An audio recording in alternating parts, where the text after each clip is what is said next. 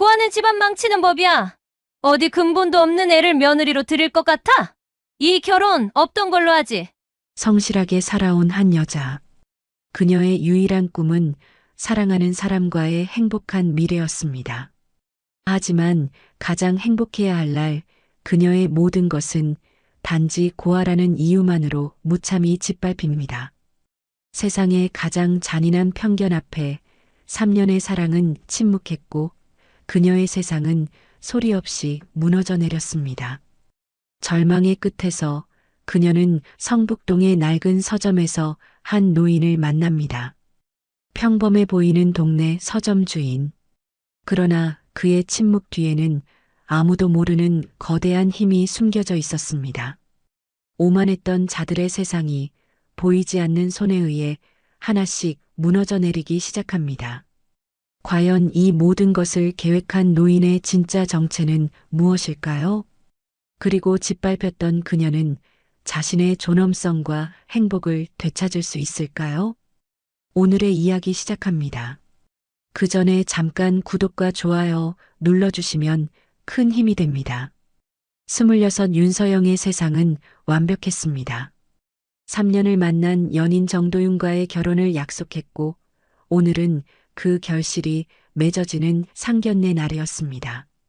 간병사라는 직업의 고단함도 사랑하는 사람이 있기에 견딜 수 있었습니다. 서울 시내가 내려다 보이는 고급 한정식 집의 정갈한 방 안, 창밖 풍경마저 축복처럼 느껴졌습니다. 하지만 맞은편에 앉은 정도윤의 어머니 최영숙은 처음부터 끝까지 서영을 위아래로 훑어볼 뿐이었습니다. 그 노골적인 시선이 마치 값을 매기는 듯해 불편했지만 서영은 애써 미소를 지으며 고개를 숙였습니다. 어색한 침묵을 깨고 오가는 몇 마디 대화 속에서도 최영숙의 질문은 집요하게 서영의 배경을 향했습니다. 부모님은 어떤 분들이셨고, 고모님은 뭘 하시는 분이시고, 모든 것이 어긋나기 시작한 것은 서영이 더 이상 숨길 수 없어 부모님 없이 고모 밑에서 자랐다는 사실을 털어놓은 순간부터였습니다. 최영숙의 얼굴에서 가식적인 미소가 순식간에 사라졌습니다. 얼음장처럼 차가운 목소리가 방 안의 공기를 갈랐습니다. 고아라 우리 집안은 그런 애 들일 수 없어. 세상이 무너지는 소리가 들렸습니다. 서영은 자신의 귀를 의심했습니다. 쿵 하고 심장이 바닥으로 떨어지는 것 같았습니다. 네? 못 들었어? 고아는 집안 망치는 법이야. 어디 근본도 없는 애를 며느리로 들일 것 같아? 모욕적인 말들이 비수처럼 날아와 심장에 박혔습니다. 서영의 눈동자가 세차게 흔들렸습니다. 곁에 앉은 정도윤을 바라보았습니다. 제발 무슨 말이라도 해줘. 이건 아니라고. 도와달라는 간절한 신호였습니다. 하지만 정도윤은 그 시선을 외면했습니다. 굳게 담은 입술, 차갑게 식은 눈빛, 3년의 사랑이 함께 꿈꾸었던 미래가 제가 되어 흩어지는 순간이었습니다. 침묵. 그것은 그 어떤 폭언보다 더 잔인한 비수였습니다. 최영숙은 냅킨으로 입가를 우아하게 닦으며 자리에서 일어섰습니다. 이 결혼 없던 걸로 하지. 우리 도윤이한테 흠집 낼 생각 말고 깨끗하게 물러나. 쾅 문이 닫히는 소리와 함께 서영의 사랑과 미래, 그리고 인간으로서의 존엄성이 산산조각 났습니다. 텅 빈 방에 홀로 남겨진 서영은 숨조차 쉴 수 없었습니다. 눈물이 뺨을 타고 흘러내려 정갈하게 차려진 음식 위로 뚝뚝 떨어졌습니다. 모든 것이 끝났습니다. 아무것도 남지 않았습니다. 그날 26 윤서영의 세상은 소리 없이 무너져 내렸습니다. 심장이 텅 비어버린 것 같았습니다.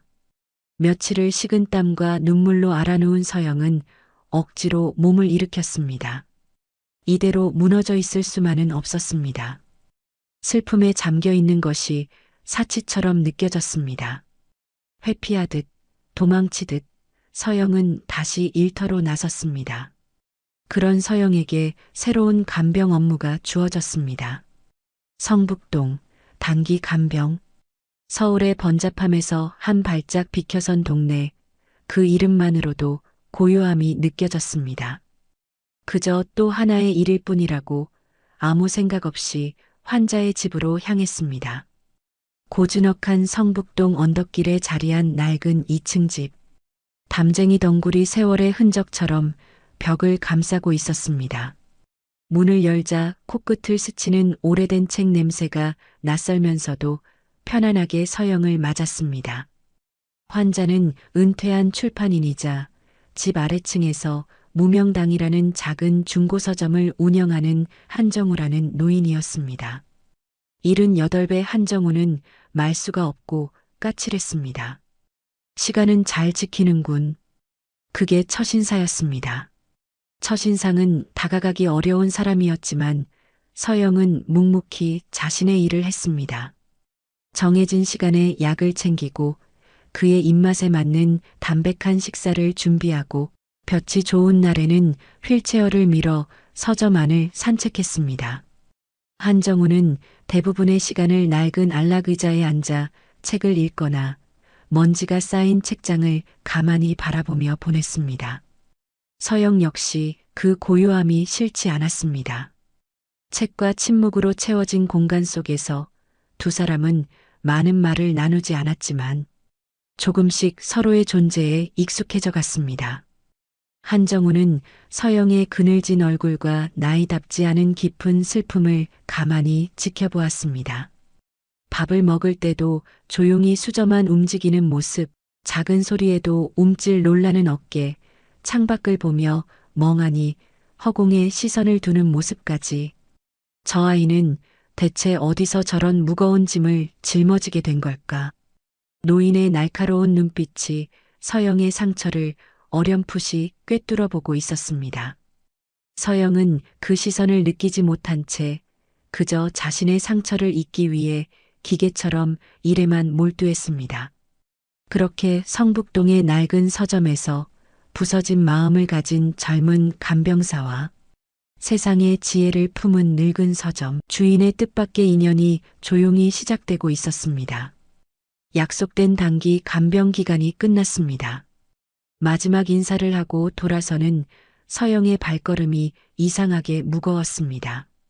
다시 혼자가 되어 차가운 현실로 돌아가야 한다는 사실이 두려웠습니다.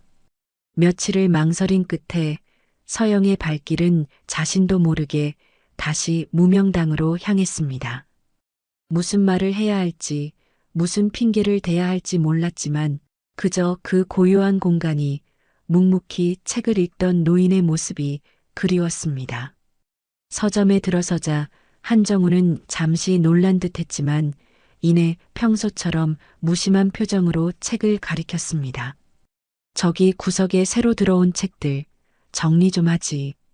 그 한마디가 서영에게는 세상에서 가장 따뜻한 환대처럼 들렸습니다. 그 후로 서영은 일이 없는 날이면 서점에 들러 먼지 쌓인 책들을 닦고 어지러운 서가를 정리했습니다. 한정우는 그런 서영을 말없이 지켜볼 뿐 왜 왔느냐고 묻지 않았습니다. 그저 따뜻한 차 한 잔을 내어줄 뿐이었습니다. 그 침묵의 위로 속에서 서영은 처음으로 온전한 자신으로 받아들여지는 따뜻함을 느꼈습니다.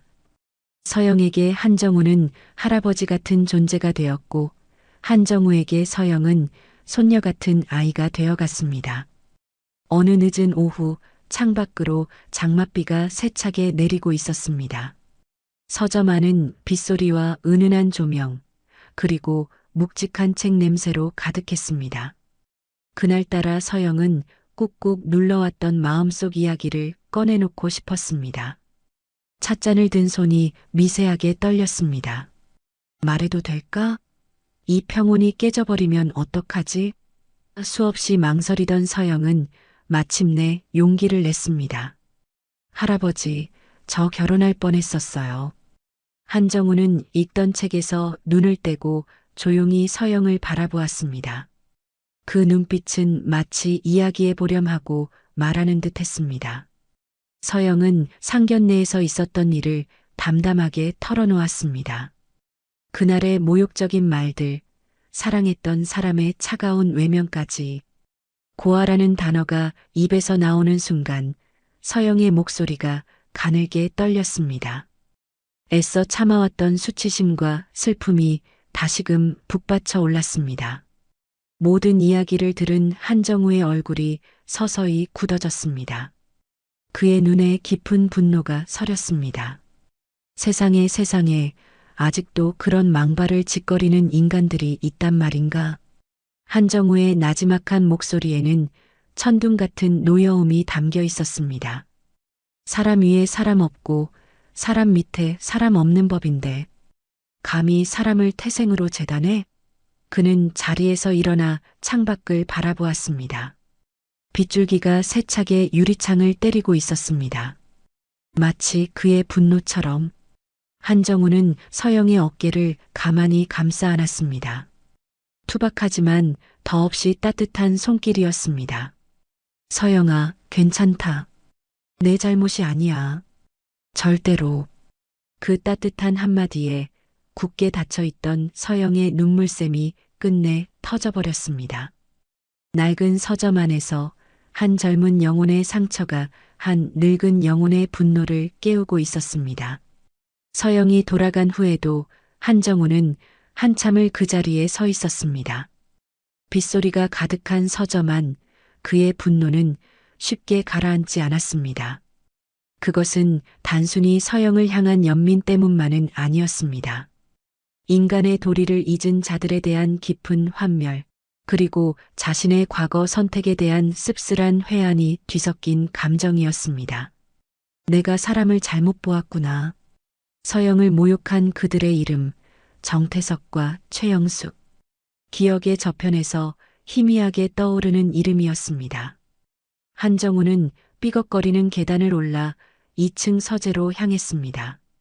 평생을 함께한 책들이 빽빽하게 들어찬 공간, 그곳 가장 깊숙한 곳에 수십 년간 열어보지 않은 낡은 괴짝이 있었습니다. 묵직한 자물쇠를 열자 오래된 종이 냄새와 함께 잊혔던 과거가 모습을 드러냈습니다.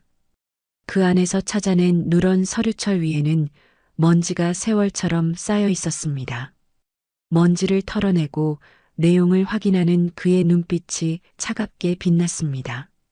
역시나 그들이었습니다. 20년 전 한정우가 운영하던 출판사의 평범한 직원이었습니다. 서류 속에는 빛바랜 사진 한 장이 들어 있었습니다. 허름한 식당 앞에서 굽실거리며 웃고 있는 젊은 시절의 정태석. 그의 눈빛에는 야망과 함께 절박함이 서려 있었습니다. 당시 정태석은 작은 식당을 해보겠다며 사업 자금을 빌려달라고 눈물로 애원했었습니다. 회장님, 한 번만 믿어주십시오. 이 은혜는 평생 잊지 않겠습니다. 한정우는 그의 성실함을 믿었습니다. 사람의 가능성을 믿는 것이 출판인으로서의 소명이자 기쁨이었기 때문입니다. 아무 조건 없이 거액의 돈을 빌려주고 은행 보증까지 서주었습니다. 그 돈이 종잣돈이 되어 정태석은 식당과 부동산 사업으로 부를 쌓았습니다. 성공한 후에는 단 한 번도 찾아오지 않았지만 한정우는 개의치 않았습니다. 그저 한 사람이 자신의 도움으로 일어서는 것을 보는 것만으로도 좋겠습니다. 그런데 이제 그들이 은혜를 배신으로 갚는 것도 모자라 자신이 손녀처럼 아끼는 아이에게 씻을 수 없는 상처를 주었습니다. 한정우의 입가에 냉소가 걸렸습니다. 사람의 본성은 변하지 않는 법이지. 내가 준 기회가 저들을 괴물로 만들었구나. 그는 전화기를 들었습니다. 수화기 너머로 수십 년간 연을 이어온, 이제는 각계각층의 거물이 된 오래된 인연들의 목소리가 들려왔습니다. 나 한정우일세. 부탁할 게 좀 있네. 한정우의 목소리는 지극히 평온했지만 그 내용은 결코 평범하지 않았습니다. 성북동의 조용한 서점 주인이 오만하고 무례한 자들에게 인생의 쓴맛을 가르쳐주기 위한 특별 수업을 시작하기로 결심한 순간이었습니다. 이것은 복수가 아니었습니다. 짓밟힌 한 영혼의 존엄성을 되찾아주기 위한, 그리고 자신이 심었던 씨앗이 독초가 되었음을 확인한 자의 마지막 책무였습니다. 한 노인의 조용하고도 무서운 반격의 서막이었습니다. 한정우의 전화 몇 통이 조용한 파문을 일으키기 시작했습니다. 정태석과 최영숙 일가는 자신들에게 다가오는 불행의 그림자를 전혀 눈치채지 못했습니다. 가장 먼저 문제가 터진 것은 최영숙이 부와 과시욕의 상징처럼 여기던 성북동 상가 건물이었습니다. 어느 날 갑자기 건물 임대료가 3배나 올랐다는 통보가 날아왔습니다. 최영숙은 건물주에게 직접 찾아가 길길이 날뛰었지만 한정우의 오랜 친구였던 건물주는 시세가 그렇다. 싫으면 나가라는 냉정한 답변만 반복할 뿐이었습니다. 세입자들의 원성이 빗발치자 최영숙은 뒷목을 잡고 쓰러질 지경이었습니다. 설상가상으로 정태석이 운영하는 부동산 중개업소의 주요 고객들이 줄줄이 계약을 해지하기 시작했습니다. 10년 넘게 거래해온 VVIP 고객마저 신뢰에 금이 갔다는 알 수 없는 말을 남기고 떠났습니다. 마치 약속이라도 한 듯 수십억 원대 계약들이 하루아침에 물거품이 되었습니다. 아들 정도윤에게도 위기가 찾아왔습니다. 갑작스러운 회사 감사팀의 조사로 그가 묵인해왔던 작은 비리들이 낱낱이 드러났고 해고를 면하는 대신 누구도 가려하지 않는 지방의 한직으로 발령될 위기에 처했습니다. 동기들은 그를 피했고 믿었던 상사마저 등을 돌렸습니다. 정태석이 사활을 걸고 추진하던 건설사와의 대규모 개발 계약마저 내부 사정이라는 애매한 이유로 파기되었습니다. 연이어 터지는 악재의 집안은 그야말로 초상집 분위기가 되었습니다.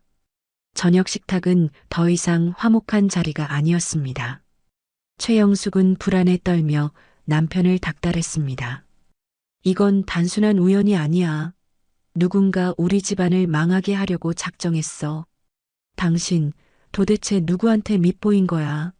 정태석은 평생 쌓아온 인맥을 총동원해 사방으로 수소문했지만 원인을 찾을 수 없었습니다. 모두가 모른다고만 했습니다. 그들을 옥죄는 손은 보이지 않았고 그들이 쌓아 올린 부와 인맥은 모래성처럼 속수무책으로 무너져 내리고 있었습니다. 그들은 자신들이 딛고 서 있던 땅이 얼마나 허약한 기반 위에 있었는지, 그리고 자신들이 잊고 지냈던 과거의 인연이 얼마나 무서운 힘을 가지고 있었는지 전혀 알지 못했습니다. 그 시각 성북동의 낡은 서점 한정우는 평소처럼 조용히 책을 읽고 있었습니다. 창밖의 세상이 어떻게 돌아가는지 전혀 관심 없다는 듯이. 하지만 그의 고요한 눈빛 속에는 모든 것을 꿰뚫어보는 깊이가 담겨 있었습니다.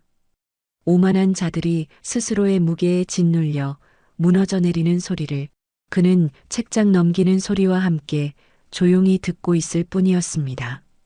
결국 최영숙은 버티지 못했습니다.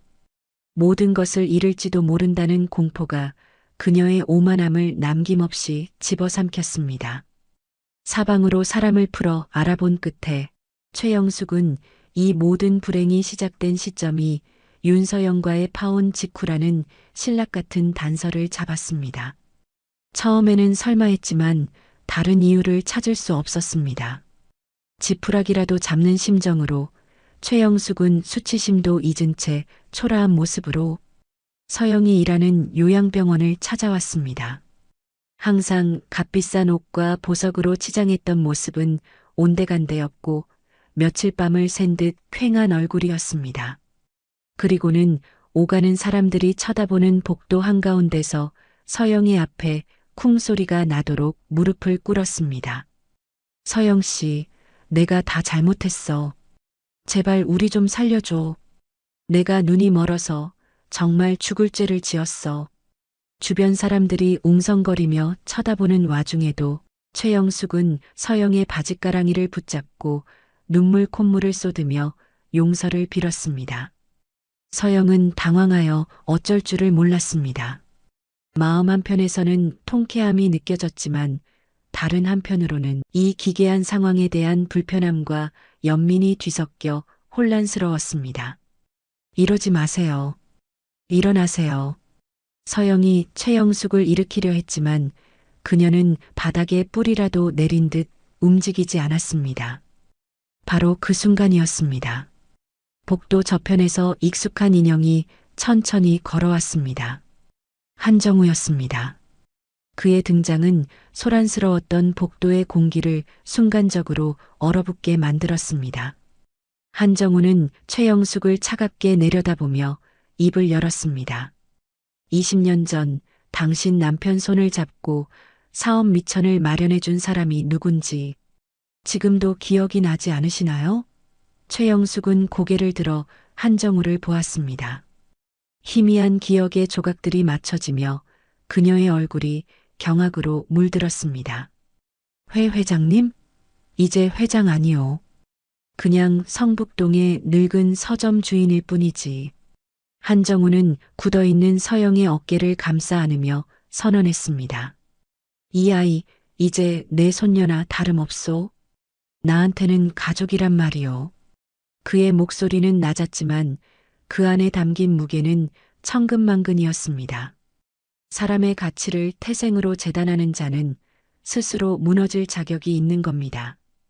당신들이 짓밟았던 건 한낱 고아가 아니라 내 소중한 가족이었소. 최영숙은 그 자리에 주저앉아 아무 말도 하지 못했습니다. 자신의 오만함이 얼마나 무서운 결과를 낳았는지 뼈저리게 깨닫는 순간이었습니다. 모든 진실이 밝어지는 순간 힘의 균형은 완벽하게 역전되었습니다. 정태석 일가가 무너져 내리는 동안 윤서영의 삶에는 새로운 빛이 찾아왔습니다. 모든 것이 정리된 어느 날 한정우는 서영에게 좋은 사람이 있다며 조심스럽게 한 남자를 소개해 주었습니다. 그의 이름은 배지훈, 대학병원 외과의사였습니다. 35의 배지훈은 따뜻하고 성숙한 사람이었습니다. 첫 만남은 무명당 서점이었습니다. 어색하게 들어서는 배지훈을 보며 서영은 또다시 상처받을까 두려워 마음의 문을 닫으려 했습니다. 하지만 배지훈은 서영의 배경이나 과거에 대해 묻지 않았습니다. 대신 서점 한 구석의 낡은 시집을 가리키며 말했습니다. 이 시인 저도 참 좋아합니다. 문장이 참 따뜻하죠. 그 한마디가 서영의 굳은 마음을 조금씩 녹였습니다. 그는 서영의 아픈 과거를 섣불리 위로하려 하지 않았습니다. 대신 묵묵히 곁을 지키며 서영의 상처가 스스로 아물 때까지 기다려 주었습니다. 배지훈은 서영의 됨됨이와 성실함을 존중했고 진심으로 사랑했습니다. 배지훈의 부모님 역시 마찬가지였습니다. 처음 인사를 드리러 간 날 서영은 과거의 상처 때문에 잔뜩 긴장했습니다.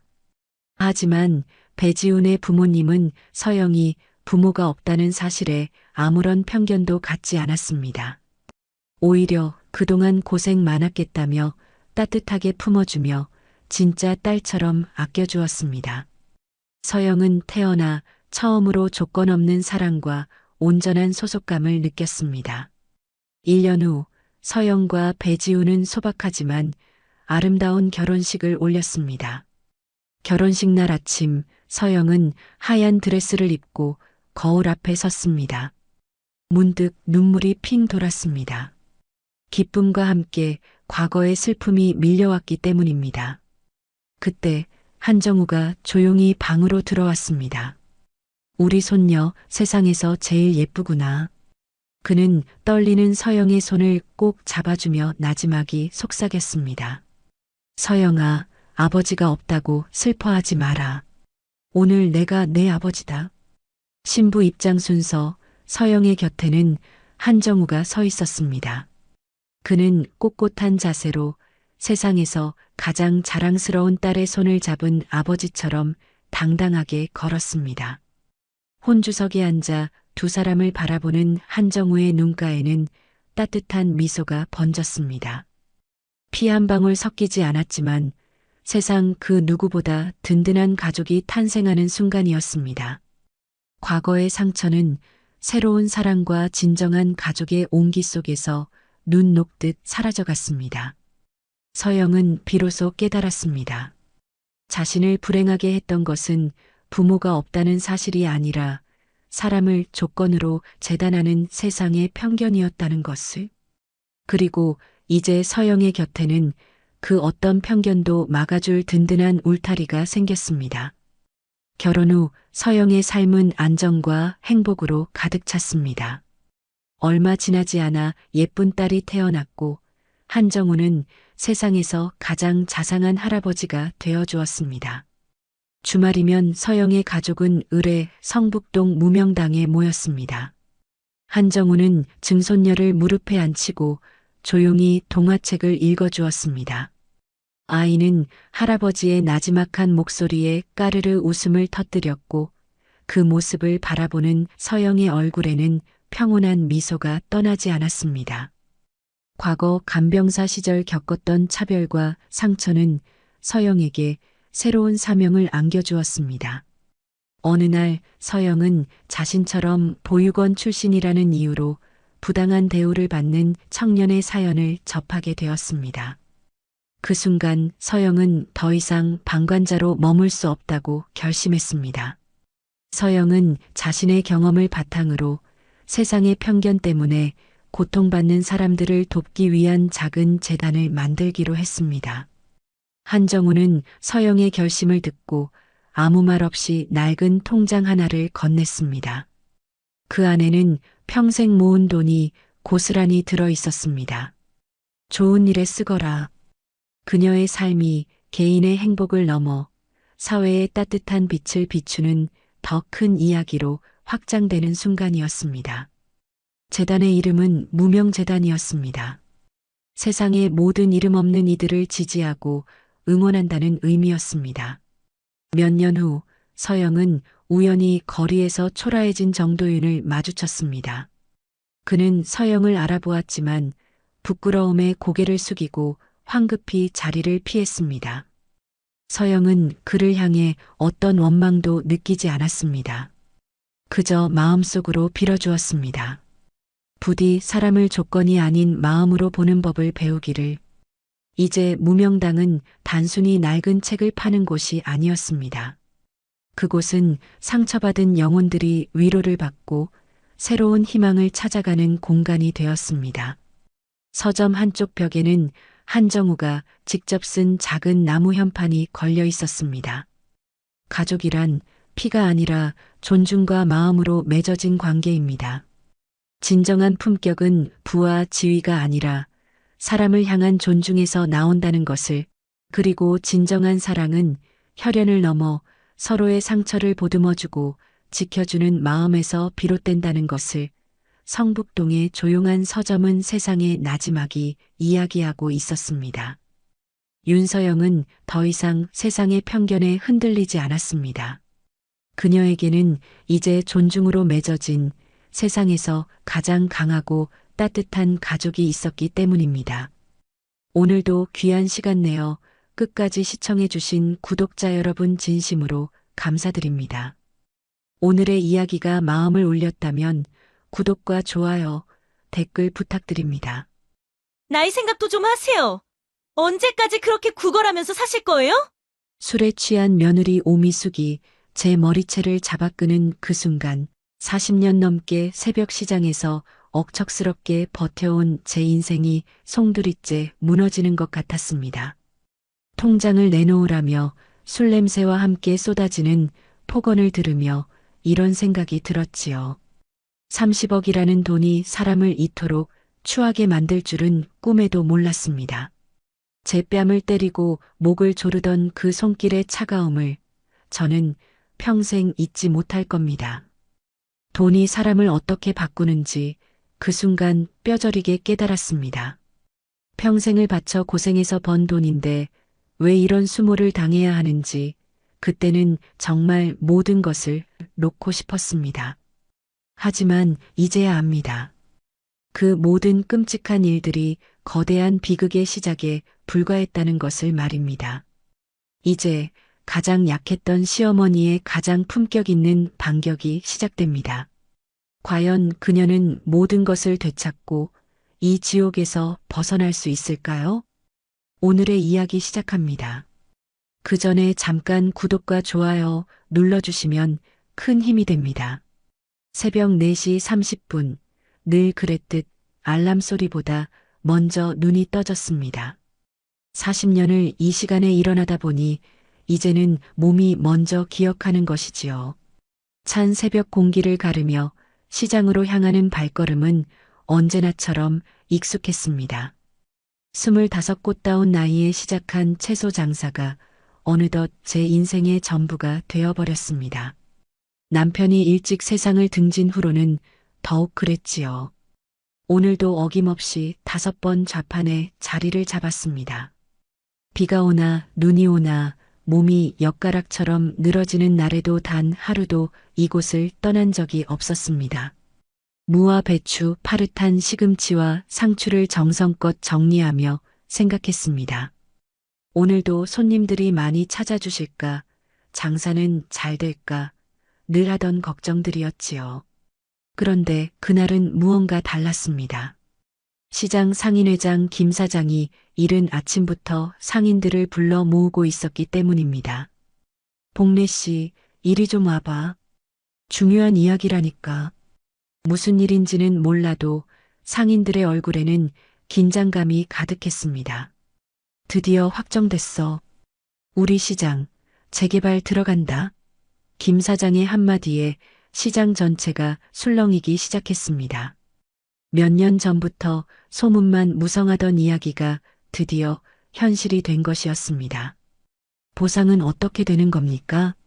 옆에서 정육점을 하는 박 사장이 다급하게 물었습니다. 모든 이의 귀가 그쪽으로 쏠렸지요. 평당 1,000만 원씩이야. 우리 박복래 씨는 300평이니까 30억이네.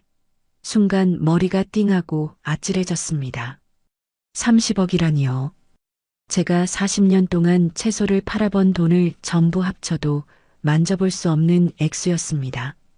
주변 상인들의 시선이 제게로 향하는 것이 느껴졌습니다.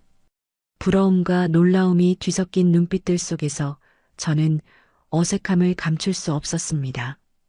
박복래 씨, 이제 팔자 폈네. 돈 걱정은 끝이야. 정말 그런 걸까요? 하루 벌어 하루를 살던 제게 갑자기 30억이라는 거금이 생긴다니 도무지 믿기지가 않았습니다. 집으로 돌아오는 내내 마음이 복잡했습니다. 기쁜 마음 한편으로 불안감이 스멀스멀 피어올랐습니다. 이 큰 돈이 과연 제 인생을 어떻게 바꾸게 될까요? 아들 강진우와 며느리 오미숙에게 이 소식을 전해야겠다고 마음먹었습니다. 가족이니까 이 기쁨을 함께 나누어야 마땅하지 않겠습니까? 집에 도착하니 며느리 오미숙이 저녁을 차리고 있었습니다. 어머니, 오늘 일찍 오셨네요. 어디 편찮으세요? 아니다. 큰일이 있어서 일찍 들어왔어. 큰일이라는 말에 오미숙의 표정이 순간 어두워졌습니다. 무슨 일이세요?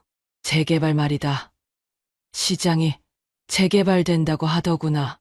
그 말을 듣자마자 오미숙의 눈이 번쩍 뜨이는 것을 똑똑히 보았습니다. 재개발이 무엇을 의미하는지 바로 알아차린 것이지요. 그럼 보상금이 나오는 거예요? 그래 30억 정도 된다고 하더라. 30억이라는 말이 나오자 오미숙은 입을 다물지 못했습니다. 그러더니 이내 환한 미소를 지으며 제게 말했습니다. 어머니, 정말 대단하세요. 40년 고생하신 보람이 있으시겠어요. 평소와는 비교도 안 될 만큼 밝고 살가운 목소리였습니다. 무언가 달라졌다는 것을 직감할 수 있었지요. 아들 강진우가 퇴근의 소식을 들었을 때도 반응은 마찬가지였습니다. 엄마, 정말이에요? 30억이요? 그래. 확정됐다고 하더라. 와, 우리 엄마 대박 나셨네. 아들 역시 평소보다 훨씬 들떠 있었습니다. 그날 저녁 우리 가족은 참으로 오랜만에 화기애애한 분위기 속에서 식사를 했습니다. 며느리 오미숙이 손수 불고기까지 구워주었지요. 어머니, 이제 힘든 시장 일은 그만두시고 편히 쉬세요. 그러게요. 엄마, 이제 돈 걱정 없으시잖아요. 아들과 며느리가 번갈아가며 하는 말들이었습니다. 듣기 좋은 말들이었지만 어쩐지 마음 한구석이 불편했습니다. 시장 일은 계속할 생각이다. 아직 몸이 거뜬한데 어머니, 왜요? 이제 그럴 필요 없잖아요. 오미숙이 의아하다는 표정으로 물었습니다. 40년을 해온 일인데 하루아침에 그만둘 수는 없지. 하지만 연세도 있으시고 몸도 힘드실 텐데. 계속해서 시장 일을 그만두라고 종용하는 것이 이상하게 느껴졌습니다. 분명 저를 위하는 말 같은데 왜 이렇게 마음이 불편한 걸까요? 그날 밤 저는 잠을 이룰 수 없었습니다. 30억이라는 돈이 우리 가족에게 과연 축복이 될지 아니면 재앙이 될지 알 수 없는 불안감에 휩싸였습니다. 재개발 소식이 전해진 지 일주일이 지났습니다. 집안의 분위기는 눈에 띄게 달라졌지요. 특히 며느리 오미숙이 제게 보이는 관심은 하루가 다르게 노골적으로 변하고 있었습니다. 아침 일찍 시장에 나갈 채비를 하고 있는데 오미숙이 다가와 말을 걸었습니다. 어머니, 정말 시장에 나가실 거예요? 이제 그럴 필요 없으시잖아요. 편히 쉬시면 되는데. 매일같이 반복되는 말이었습니다. 왜 이토록 제가 시장에 나가는 것을 싫어하는 걸까요? 일이 있어야 사람 사는 맛이 있는 거다. 그래도 몸이 힘드실 텐데요.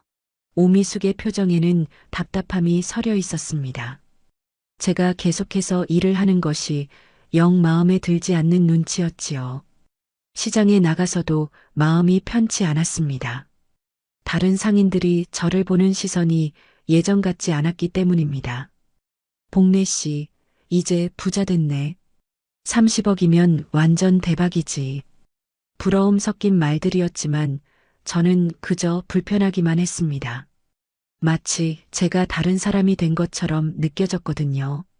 점심을 먹으러 잠시 집에 들렀는데 오미숙이 또다시 이상한 이야기를 꺼냈습니다.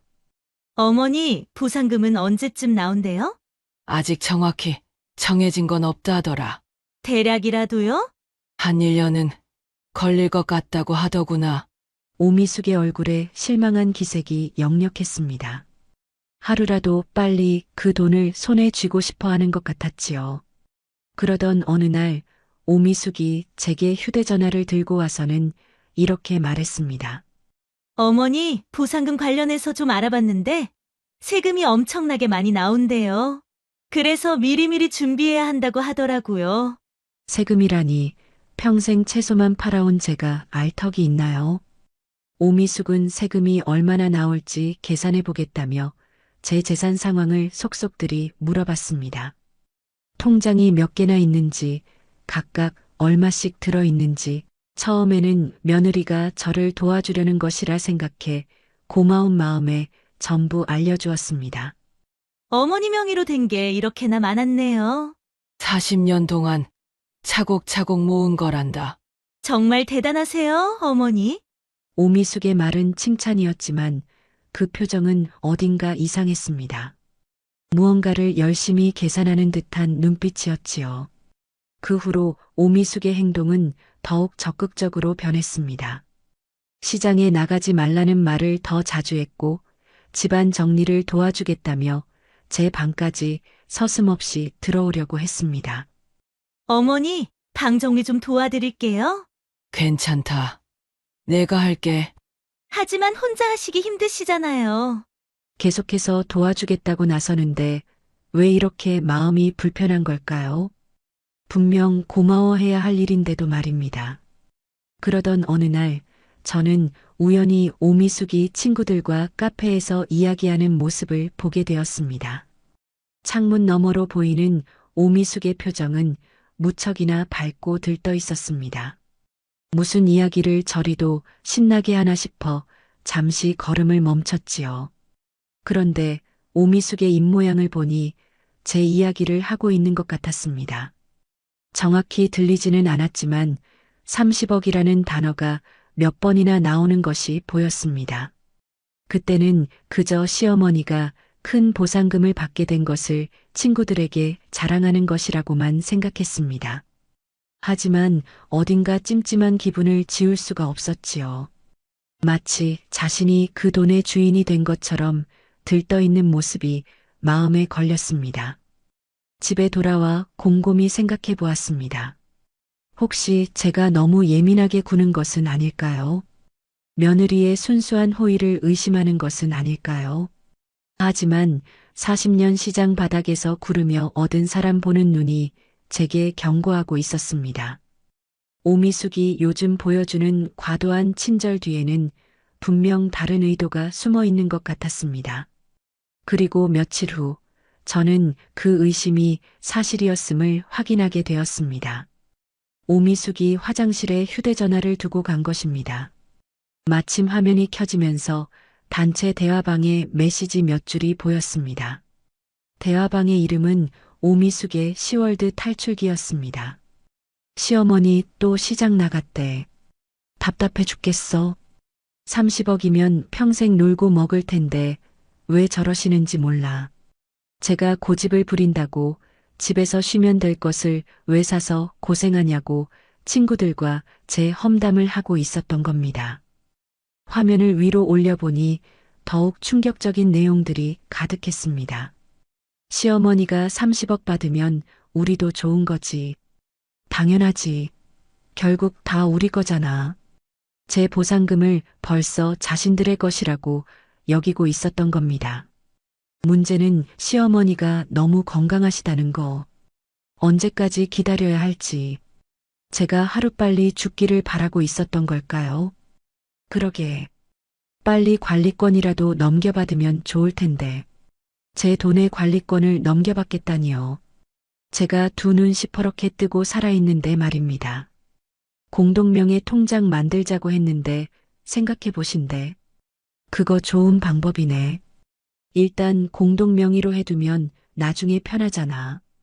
결국 공동명의 통장도 그런 속셈이었던 겁니다. 제 돈을 자신들이 마음대로 주무르기 위해서 온몸의 피가 차갑게 식는 것 같았습니다. 며느리가 이런 끔찍한 마음을 품고 저를 대하고 있었다니. 그동안 보여줬던 모든 친절이 돈을 노린 계산된 연기였다는 사실에 허탈함을 넘어 분노가 치밀었습니다. 며느리 오미숙의 단체 대화방을 엿본 다음 날부터 세상을 보는 제 눈이 완전히 달라졌습니다. 그동안 친절한 며느리인 척했던 모든 행동이 치밀하게 계산된 연기였다는 것을 알고 나니 소름이 끼쳤습니다. 새벽에 시장에 나갈 채비를 하는데 오미숙이 부엌에서 일부러 그릇을 달그락거리며 시끄럽게 구는 것이 느껴졌습니다. 예전 같았으면 고마워했을 테지만 이제는 그 행동 하나하나에 다른 속셈이 있는 것 같아 경계심만 들었지요. 제가 공동명의 통장 제안을 거절한 것이 마음에 걸리는 모양이었습니다. 시장에 나가서도 마음이 편치 않았습니다. 오미숙이 집에서 또 무슨 짓을 꾸미고 있을지 걱정이 되었기 때문입니다. 혹시 제 방을 뒤져 통장이나 인감이라도 찾아내려는 것은 아닐까 온갖 끔찍한 상상이 머릿속을 헤집었습니다. 점심때쯤 일부러 일찍 집에 들어가 보니 아니나 다를까 오미숙이 제 방 근처를 서성이고 있었습니다. 제가 들어서는 소리를 듣고는 황급히 부엌으로 향하는 모습이 무척이나 수상했지요. 미숙아, 거기서 뭘 하고 있었니? 아, 어머니. 청소하고 있었어요. 청소라고 했지만 오미숙의 손에는 아무런 청소 도구도 들려있지 않았습니다. 거짓말인 것이 뻔했지요. 제 방을 확인해 보니 서랍이 살짝 열려 있었습니다. 분명 제가 집을 나서기 전에는 굳게 닫혀 있었는데 말입니다. 오미숙이 제 물건을 뒤진 것이 틀림없었습니다. 중요한 서류들과 통장은 다행히 다른 곳에 깊숙이 숨겨두었지만 기분이 몹시 불쾌했습니다.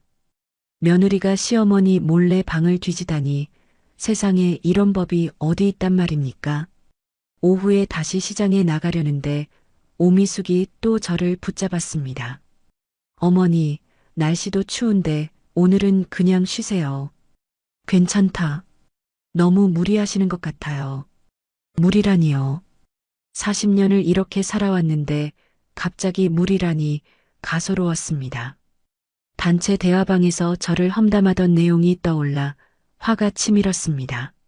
내 몸은 내가 제일 잘 안다. 하지만 됐다.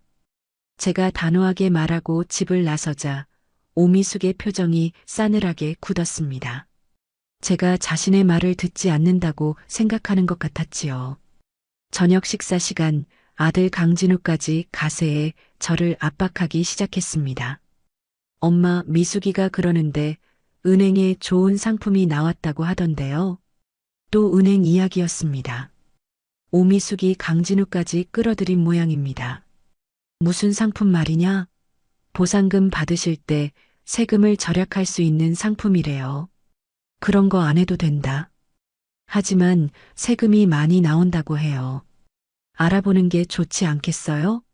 부부가 쌍으로 저를 설득하려 들었지만 이제 그 속셈을 뻔히 아는 이상 넘어갈 수는 없었습니다. 내 돈은 내가 알아서 할 것이다. 제가 단호하게 거절하자 강진우와 오미숙이 서로 눈짓을 주고받았습니다. 계획이 틀어진 것 같다는 표정이었지요. 식사가 끝난 후 오미숙이 다시 제게 다가왔습니다. 어머니, 정말 그 은행 상품 괜찮을 것 같은데요? 싫다고 하지 않았느냐? 그래도 한 번만 들어보세요. 끈질기게 매달리는 모습에 짜증이 솟구쳤습니다. 단체 대화방에서 본 내용들이 자꾸만 머릿속을 맴돌았습니다. 대체 왜 그렇게 내 돈에 관심이 많은 것이냐? 제가 갑자기 직설적으로 묻자 오미숙이 당황한 기색을 보였습니다. 어머니를 위해서 그러는 거죠. 내가 언제 부탁한 적 있느냐? 내 일에 더는 간섭하지 말거라.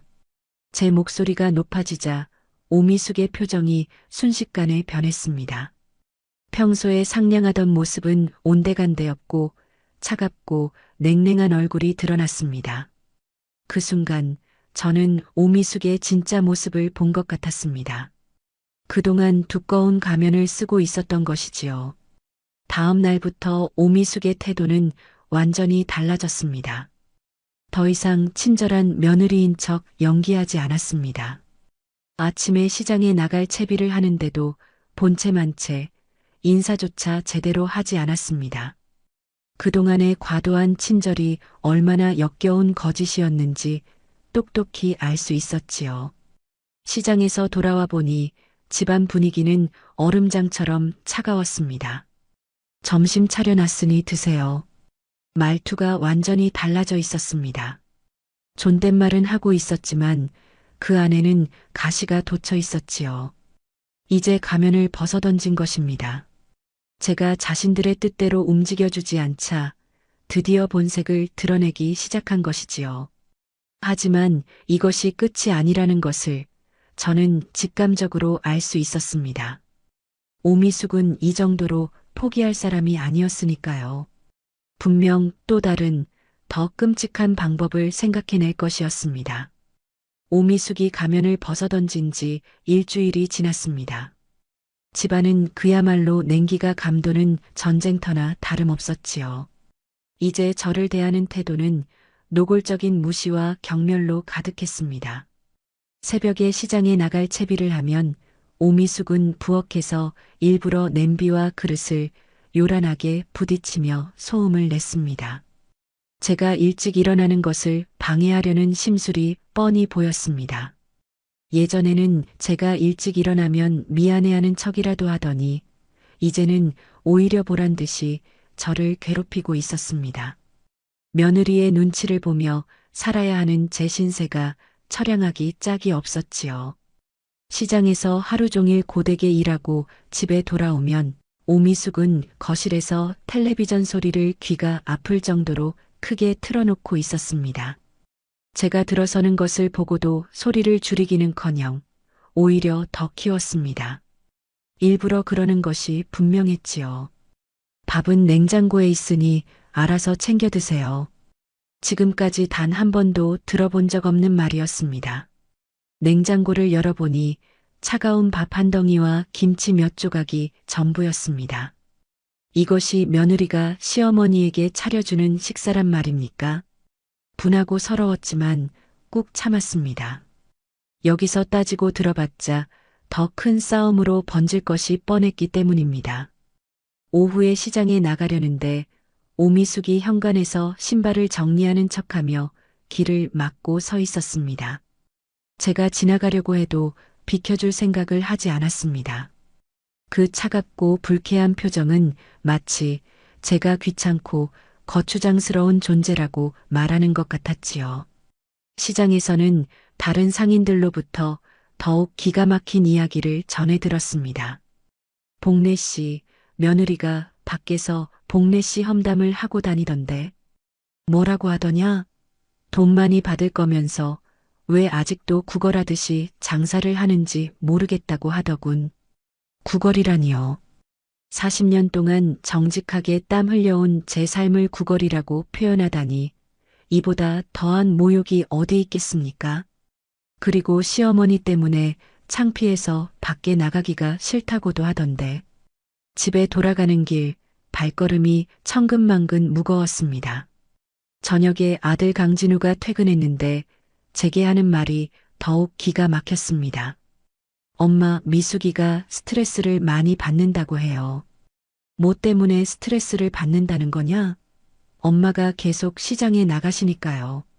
다른 사람들이 뭐라고 할까봐 걱정된대요. 결국 제가 일하는 것이 창피하다는 이야기였습니다. 아들마저 오미숙의 편에 서서 저를 압박하고 있었습니다. 더 이상 제 편은 아무도 없는 것 같았습니다. 그날 밤 사건은 터지고야 말았습니다.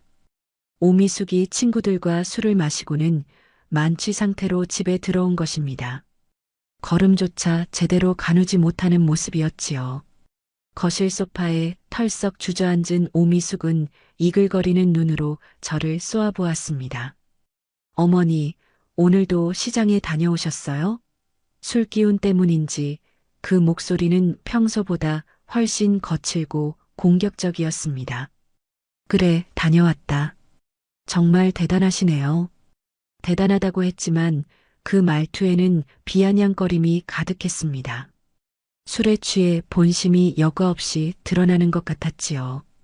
강진우가 오미숙을 방으로 데려가려 했지만 오미숙은 완강히 거부했습니다. 싫어. 나 할 말 있어. 오미숙은 비틀거리며 제게로 다가왔습니다. 술에 취한 그 눈빛이 섬뜩하게 느껴졌습니다. 어머니, 솔직히 말씀 좀 해보세요. 왜 그렇게 사람들 앞에서 저를 창피하게 만드세요? 내가 언제 너를 창피하게 만들었다는 거냐? 시장에서 장사하는 거요. 사람들이 다 뭐라고 하는 줄 아세요? 30억 받을 사람이 왜 아직도 구걸하냐고 그런다고요. 또다시 구걸이라는 말을 입에 담았습니다. 술에 취해 그동안 마음속에 담아두었던 말들을 전부 쏟아내는 것 같았습니다. 구걸이 아니다. 정당하게 일하는 것이라고 몇 번을 말하느냐. 웃기지 마세요. 오미숙이 비웃으며 제게 더 가까이 다가왔습니다. 역한 술 냄새가 코를 찔렀습니다. 나이 생각도 좀 하세요. 언제까지 그렇게 사실 거예요? 강진우가 계속해서 오미숙을 말렸지만 소용없었습니다. 술에 취해 완전히 이성을 잃은 상태였지요. 어머니가 계속 그러시니까 사람들이 저를 어떻게 보겠어요? 며느리가 돼서 시어머니 하나 못 말린다고 다들 저를 욕한다고요. 결국 체면 때문이었습니다. 다른 사람들의 시선이 두려웠던 겁니다. 그건 내 문제지, 내 문제가 아니다. 제 문제라고요? 가족인데 어떻게 그게 제 문제예요? 오미숙이 버럭 소리를 지르며 제 앞으로 바짝 다가섰습니다. 그리고는 갑자기 제 팔을 거칠게 붙잡았습니다. 어머니, 제발 좀 그만하세요. 오미숙은 제 팔을 붙잡고 마구 흔들어댔습니다. 이거 놓아라. 안 놓아요. 답답해 죽겠다고요. 강진우가 달려와 오미숙을 떼어내려 했지만 술에 취한 오미숙의 힘은 생각보다 셌습니다. 그 순간 오미숙이 제 머리채를 움켜쥐었습니다. 아, 너무나도 갑작스러운 고통에 비명이 터져 나왔습니다. 왜 이렇게 말을 안 들으세요? 오미숙은 제 머리채를 잡고 앞뒤로 미친 듯이 흔들었습니다. 40년 시장 바닥에서 온갖 험한 일을 다 겪었지만 이런 끔찍한 폭력은 난생 처음이었습니다. 미숙아, 정신 차려. 정신은 어머니가 차리셔야죠. 오미숙은 제 머리채를 잡은 채로 저를 강하게 밀쳤습니다. 저는 균형을 잃고 그대로 뒤로 넘어져 바닥에 허리를 심하게 부딪혔습니다. 숨이 턱 막힐 정도의 고통이 온몸을 덮쳤습니다. 어머니, 강진우가 급히 저를 부축하려 했지만 오미숙은 넘어진 저를 보고도 반성하기는커녕 오히려 그럴 줄 알았다는 듯이 소리쳤습니다. 그러게 집에 좀 계시라고 했잖아요. 허리가 너무 아파 일어설 수조차 없었습니다. 며느리가 시어머니에게 손을 댈 수 있단 말입니까? 아무리 술에 취했다고 한들 이것은 용서받을 수 없는 일이었습니다. 어젯밤 며느리 오미숙에게 끔찍한 폭행을 당한 후 저는 단 한숨도 잠을 이룰 수 없었습니다. 뒤척일 때마다 넘어진 허리와 엉덩이가 욱신거려 신음이 절로 나왔습니다. 하지만 몸의 아픔보다 더 저를 고통스럽게 한 것은 마음의 상처였습니다. 새벽 5시 평소처럼 일어나려 했지만 허리가 끊어질 듯 아파 도저히 몸을 일으킬 수가 없었습니다. 생각보다 심하게 다친 모양입니다. 겨우 일어나 화장실 거울로 확인해 보니 허리와 엉덩이에 시퍼렇게 멍이 들어 있었습니다. 70평생을 살면서 이런 험한 꼴을 당하게 될 줄은 꿈에도 몰랐습니다. 아무리 술에 취했다고 한들 며느리가 시어머니에게 어찌 이런 짓을 할 수 있단 말입니까? 시장에 나가야 하는데 몸이 말을 듣지 않았습니다. 하지만 어제 오미숙이 그토록 시장 일을 그만두라고 악을 썼는데 오늘 나가지 않으면 정말 지는 것 같다는 오기가 생겼습니다.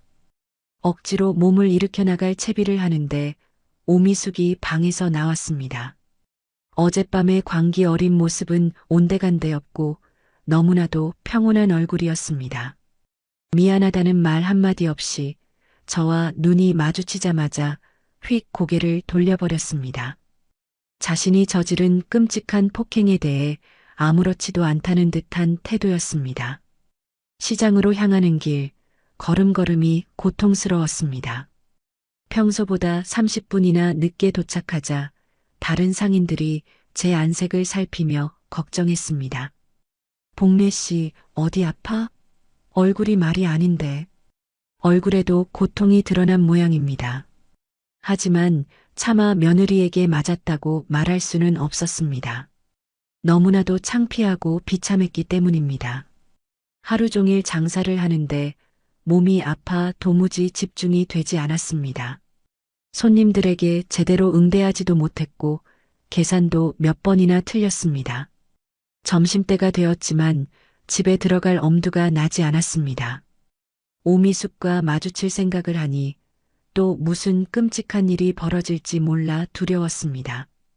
결국 점심을 굶은 채 시장에 남아 있었습니다. 집에 가는 것이 이토록 무서운 일이 될 줄이야. 저녁 무렵 집에 돌아가니 오미숙은 아무 일도 없었다는 듯이 저녁을 차려놓고 있었습니다. 아들 강진우도 퇴근해 있었는데 저를 보는 눈빛이 어딘가 이상했습니다. 오미숙이 무슨 말을 해놓은 것이 틀림없었지요. 식사 시간 내내 그 누구도 어젯밤의 일에 대해 입을 열지 않았습니다. 마치 아무 일도 없었던 것처럼 끔찍한 침묵만이 식탁 위를 맴돌았습니다. 식사가 끝난 후 강진우가 제게 조심스럽게 말을 꺼냈습니다. 엄마, 어제 미숙이가 술에 많이 취해서 변명이었습니다. 술에 취했으니 어머니가 이해해달라는 뜻이었지요. 술에 취했다고 사람을 때려도 되는 것이냐? 때린 게 아니라 실수로 실수라니요. 제 머리채를 잡고 흔들고 바닥에 내동댕이 친 것이 실수란 말입니까? 실수가 아니다. 일부러 그런 것이야. 하지만 미숙이가 평소에는 그런 사람이 아니잖아요. 평소에는 그런 사람이 아니라니요. 저는 이미 오미숙의 진짜 모습을 똑똑히 보았습니다. 제 아들마저 며느리의 편에 서서 저를 외면하고 있었습니다. 그날 밤도 뜬 눈으로 밤을 새웠습니다.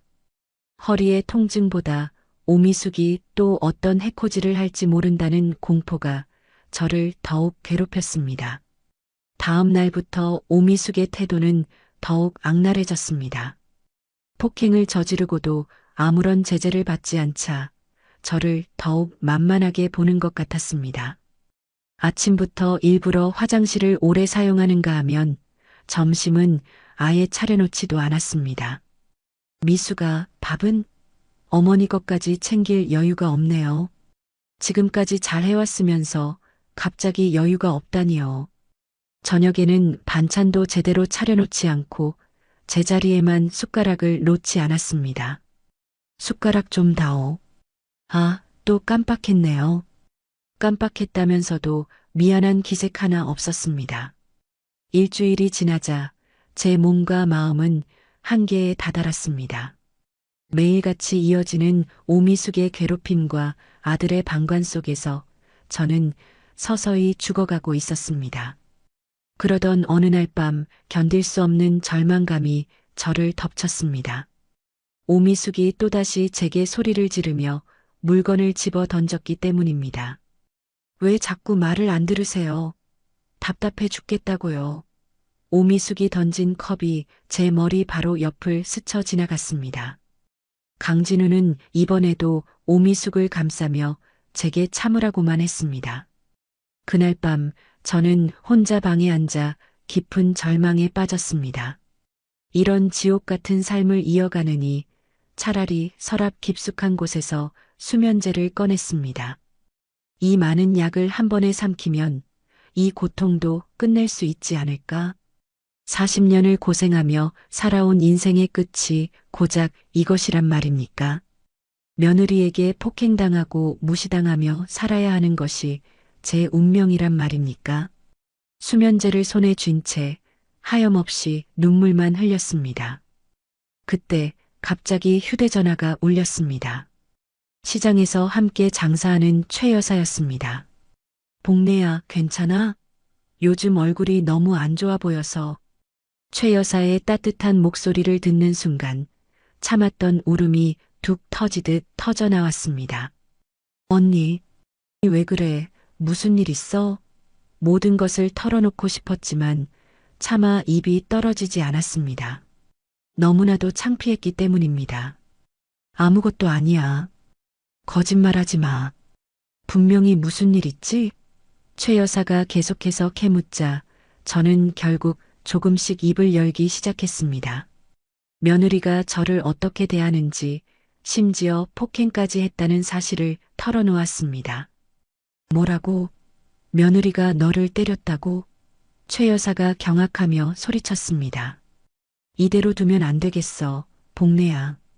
내일 당장 만나자. 만나서 뭐하게. 이제 준비를 해야 할 때가 온 것 같아. 이대로 당하고만 있을 수는 없잖아. 준비라니요. 무슨 준비를 말하는 걸까요? 하지만 최 여사의 단호한 목소리를 듣고 나니 마음이 조금은 진정되는 것 같았습니다. 저 혼자가 아니라는 생각에 작은 용기가 솟아났습니다. 저는 손에 쥐고 있던 수면제를 다시 서랍에 넣었습니다. 아직 포기할 때는 아닌 것 같았습니다. 복수를 실행하기로 결심한 날 아침, 저는 평소보다 훨씬 일찍 잠에서 깨어났습니다. 40년 동안 매일 새벽 5시에 일어나던 습관이 오늘만큼은 전혀 다른 의미로 다가왔습니다. 오늘이 바로 이 지긋지긋한 모든 것을 끝내는 날이니까요. 시장에서 최 여사를 만나 마지막으로 계획을 점검했습니다.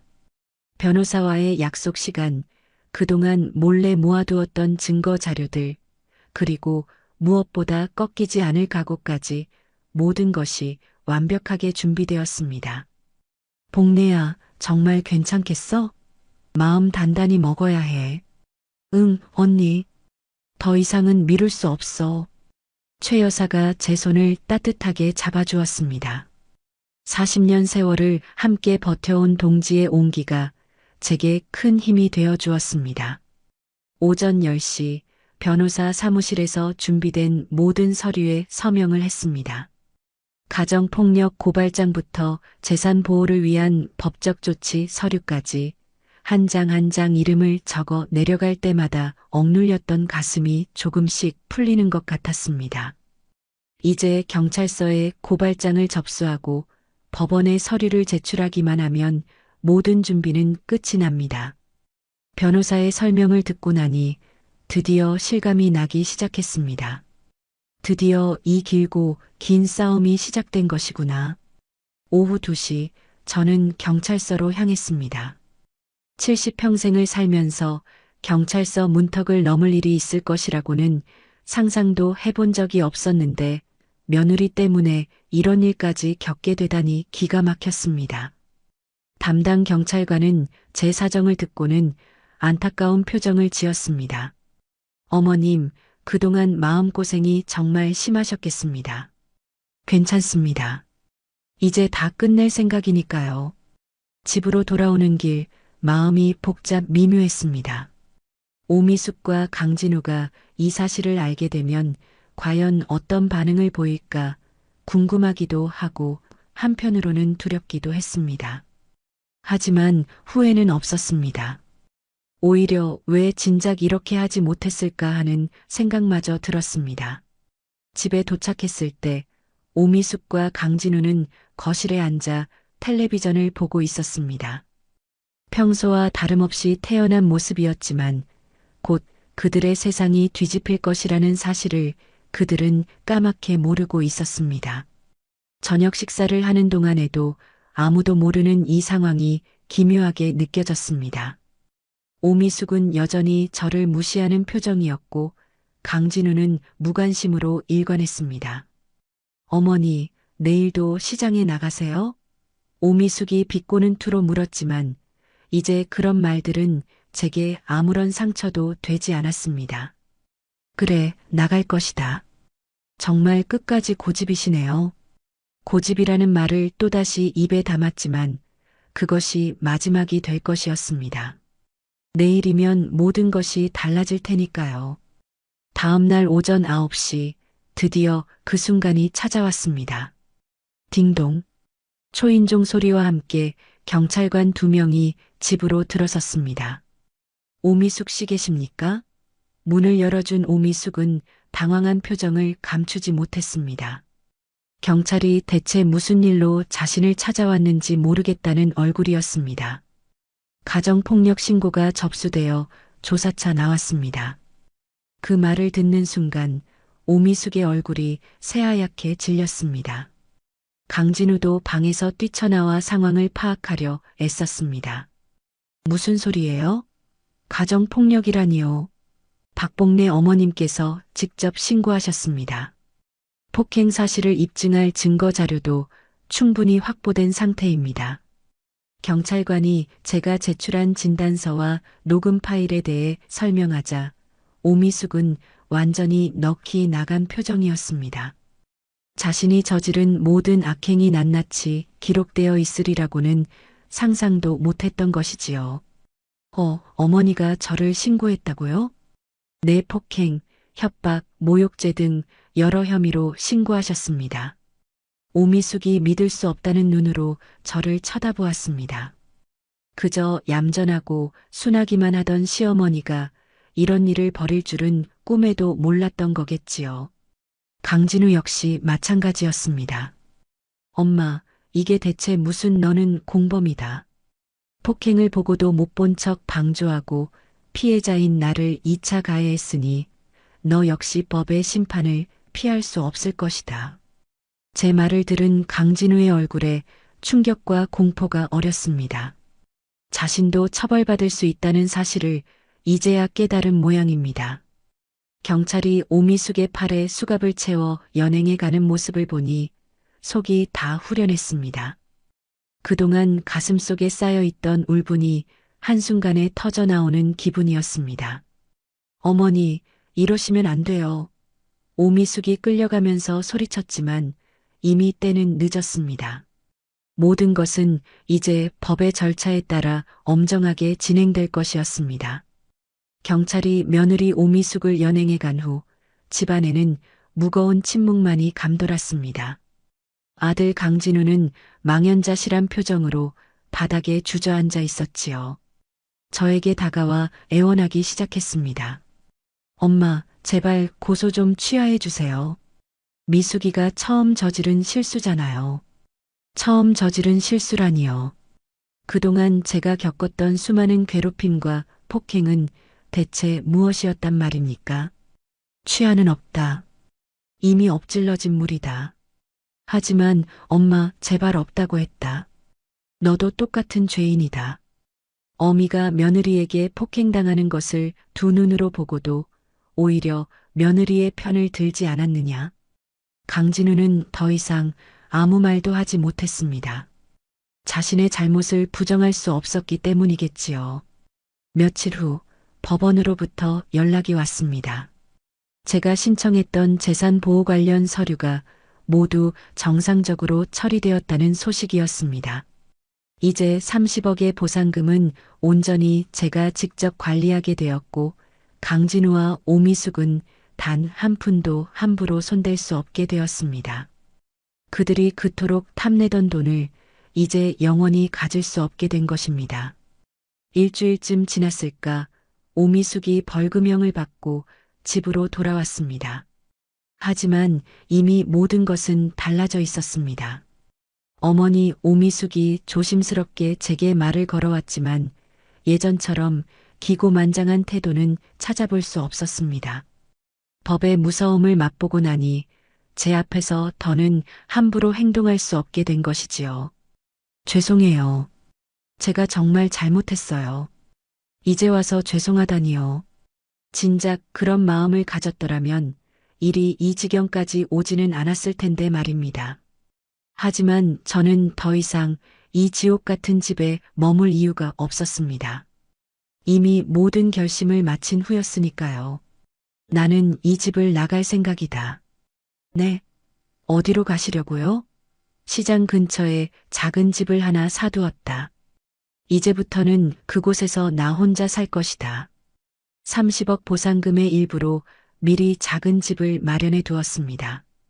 더 이상 아들과 며느리의 눈치를 보며 살고 싶지 않았기 때문입니다. 어머니, 안 돼요. 저희를 버리고 가시면 어떡해요. 우린 가족이잖아요. 가족이라면 어미를 때리고 모욕해도 되는 것이냐?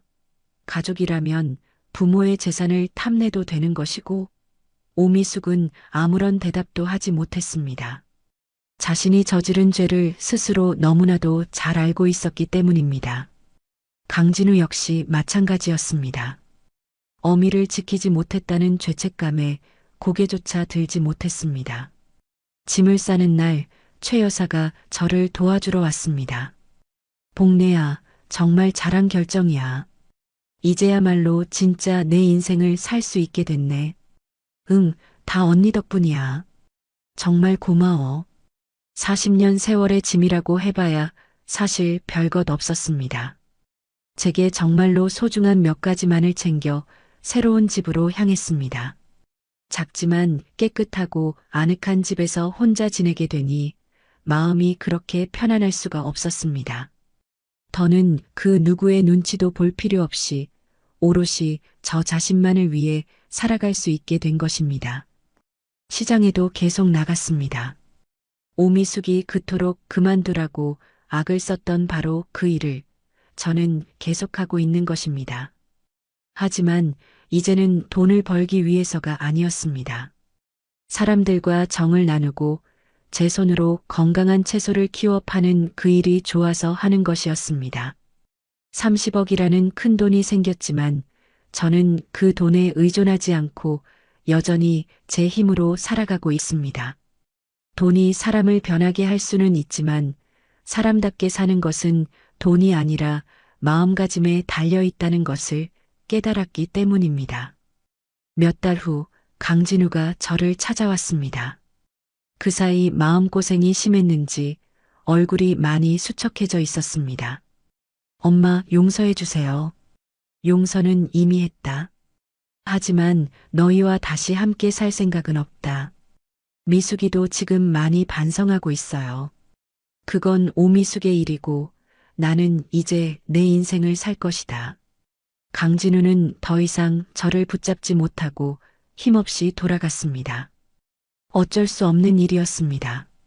한번 깨진 신뢰는 다시 붙일 수 없는 법이니까요. 지금 저는 작은 집에서 혼자 살면서 매일 아침 시장에 나갑니다. 40년 동안 해온 일을 계속하면서 말입니다. 이것이 바로 제가 찾은 진정한 행복이고 자유였습니다. 지금 저는 작은 집에서 홀로 그러나 더없이 자유롭고 당당하게 살아가고 있습니다. 매일 새벽 시장에 나가 사람들과 인사를 나누고 싱싱한 채소를 파는 일상은 40년 전과 조금도 달라지지 않았지요. 달라진 것이 있다면 이제는 돈을 벌어야 한다는 강박에서 벗어나 진심으로 이 일을 즐기고 있다는 점입니다. 30억이라는 거금은 통장에 고스란히 잠들어 있지만 저는 그 돈에 기대어 나태하게 살고 싶지 않습니다. 제 손으로 땀 흘려 버는 돈이야말로 가장 값지고 소중하다는 것을 저는 평생의 경험을 통해 알고 있기 때문입니다. 그 끔찍했던 시간들을 겪으며 저는 많은 것을 깨달았습니다.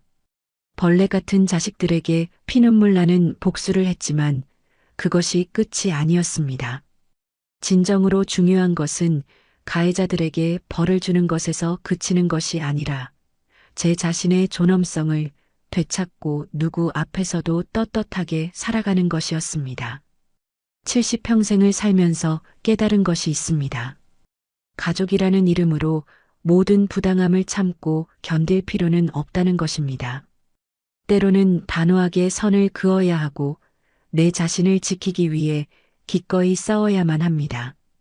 그것이 바로 나를 사랑하고 존중하는 방법이라는 것을 저는 너무 늦게야 알았습니다.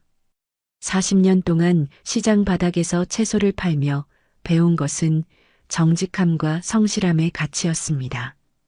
그 소중한 가치를 무시하고 오직 돈의 노예가 되어버린 사람들과는 더 이상 함께 살아갈 수 없었습니다.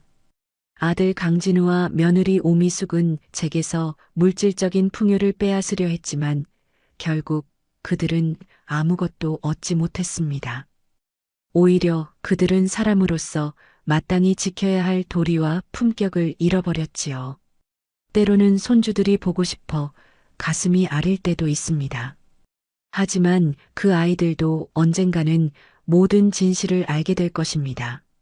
할머니가 왜 그 집을 떠나야만 했는지, 그리고 누가 진짜 잘못을 저질렀는지를 말입니다. 저는 그 아이들이 돈보다 사람이 더 중요하다는 것을 깨닫는 어른으로 성장하기를 멀리서나마 기도할 뿐입니다. 요즘 저에게는 새로운 가족이 생겼습니다. 바로 시장에서 40년 세월을 함께 울고 웃으며 버텨온 상인들입니다. 특히 최 여사는 친자매보다 더 저를 아끼고 챙겨줍니다. 제가 가장 힘들고 외로웠을 때 제게 손을 내밀어 준 것은 피를 나눈 자식이 아니라 바로 이들이었습니다. 이것이 바로 사람을 향한 진정한 존중이고 서로를 지켜주는 따뜻한 사랑이 아닐까 싶습니다. 저는 이제 그 누구의 눈치도 보지 않고 제가 원하는 방식대로 제 삶을 꾸려나가고 있습니다. 아침에는 시장에서 활기차게 하루를 시작하고 오후에는 동네 노인정에서 친구들과 화투를 치며 웃음꽃을 피웁니다. 저녁에는 혼자 조용히 책을 읽거나 텔레비전을 보며 편안한 휴식을 취합니다. 이것이야말로 제가 꿈꿔왔던 진짜 행복한 삶입니다. 오미숙과 강진우를 법의 심판대에 세운 것보다 지금 제가 이렇게 행복하게 살아가는 것이야말로 그들에게 내릴 수 있는 가장 큰 복수라고 생각합니다.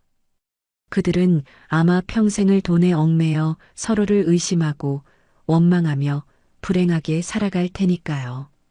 진정한 품격은 얼마나 많은 돈을 가졌느냐가 아니라 어떤 상황에서도 인간다움을 잃지 않고 자신의 삶을 당당하게 지켜나가는 것에 있다는 것을 저는 제 삶을 통해 증명해 보이고 싶습니다. 오늘도 귀한 시간 내어 끝까지 시청해주신 구독자 여러분 진심으로 감사드립니다. 오늘의 이야기가 마음을 울렸다면 구독과 좋아요, 댓글 부탁드립니다.